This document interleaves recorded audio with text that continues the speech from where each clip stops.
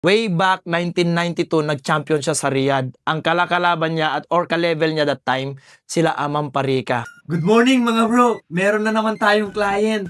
Itong client na ito, nagpa-reserve sa atin. 2 days ago, nagpa-reserve sa atin ng high-end items. Yung client, nandyan na. Imimit natin siya. Let's go! Hi sir, good morning! Hey, sir. Alex Selan po. Yes, sir. Kamusta at nakapunta po kayo dito? Buti naman. Thank you for coming, sir. Wala naman. Gusto Sir. ko talaga ng taco niyo eh.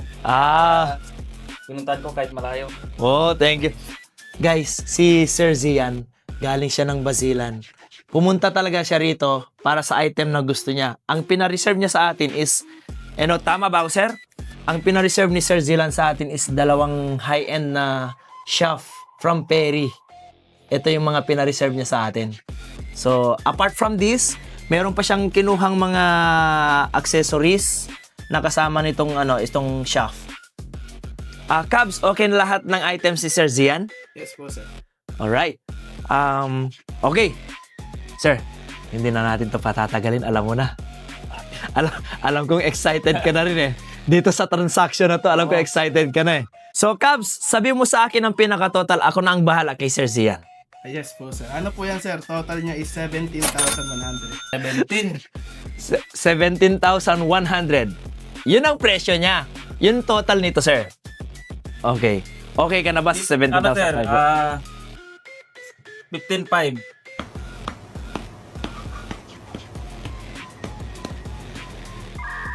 Hindi kaya, sir. Sir, pag 15.5, baka bukas wala na ako rito. Maawa ka naman, sir. Sir? Bukas wala na ako rito eh. 15.5 daw, guys. Pwede naman natin ibigay ito, 15.5. Pero bukas, wala na tayo dito. Hindi, sige. Sir, para 16,800. 16,800. Okay na sa'yo. Ano, sir?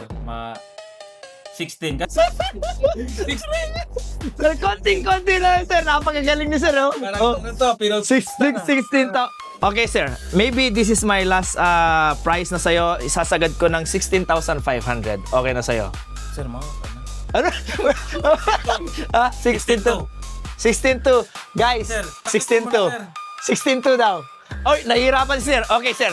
Deal na tayo. 16,200. Thank you, Sir Zian. Thank you. Sir, apart from the items na binili nyo po, dito po sa Bill Magic, nagbibigay talaga kami ng freebies. So, eto, sir. Towel. Pampunas ng mga tako nyo para maalagaan nyo yung sandata nyo. And of course, yung gloves po. Since sa kaliwete ko yun, kaliwete po ito, gloves po na.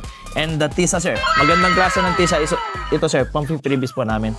So, Sir Zian, thank you for your time. Oh, guys, muntik ko na makalimutan. I don't know kung everyone knows this. Nabanggit lang sa akin ni Sir Zian na ang kanyang lolo is a good player also. Way back 1992, nag-champion siya sa Riyadh. Ang kalakalaban niya or ka-level niya that time, sila Amam Parika. So guys, sa mga nakakaalam, sa mga marurunong dyan, mga bilyarista dyan, Amam Parika level, alam nyo na. So, abangan natin si Sir Zian. So, nasa dugo pala nila. Okay? Sir, ang galing. Thank you, sir. Thank you. Thank you, sir. Alright. So, ayan mga bro. Another day, another blessings na naman tayo. Thank you, Lord. Salamat po.